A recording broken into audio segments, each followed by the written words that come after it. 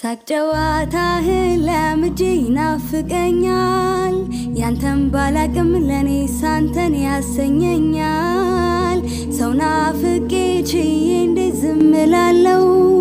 ሰበብ ፈጥሬ በምክንያት አይሃለው ሳላይ አሉልም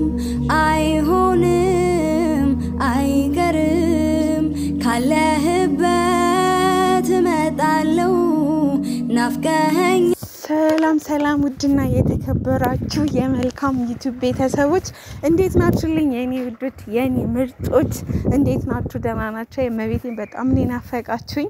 ምንም ነገር በቃ ሶሻል ሚዲያ ጾም ከገባ በኋላ ትንሽ ሙድ አይደለምና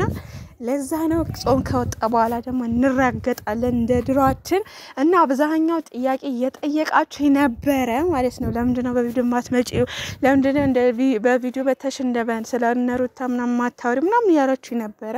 እኔ ያው ቲክቶክ ላይ የሚለቁት ነገር ደግሞ ዩቲዩብ ላይ እየለቀቁላችሁ ነው ያው ዝም ብሎ ሃይላይት ለማለት ነው አለሁ ለማለት ነው እንጂ ብዙ አይደለም ያው ዝም ብሎ ለገንዘብ ምናምን ብላችሁ እንትንም ተከሳላችሁና በዛው ደግሞ ጥያቄ ጠየቃችሁ ለምንድነው ዱባይ የማትሄዱት ምናምን እኔ ብቻ አይደለም ብዙ ሰው ብዙ ዩቲዩበር ዱባይ አልሄደም እንግዲህ እና ደግሞ ዋናው ሰርጉ እዚህ ስለሆነ ደግሞ ያሳስባችሁ ሰው ባቀሙ ነው የሚጓዘው እንግዲህ ያው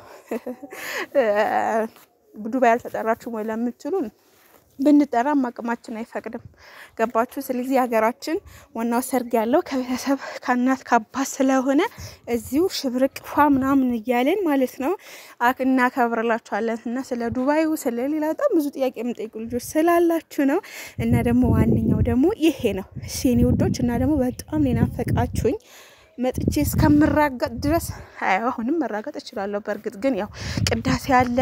ከቅዳሴ በኋላ ይደክማችኋል ምናምን ለዛ ነው እሺ ያው ተረድኛላችሁ ኦርቶዶክስ የሆናችሁ ሰዎች ደሞና ከዛ ቪዲዮ ለመስራት ደግሞ ቦታም አቅምም የለምና በዚህ ደግሞ ሪከርድ ያያረኩበት ስለሆነ ተደጋጋሚ ሲበዛ ደግሞ ዩቲዩብ ይዘናል ማለት ነው እንደዚህ ቪዲዮ ስለሆነና ወዳችኋለሁ እመጣለሁ በቅርቡ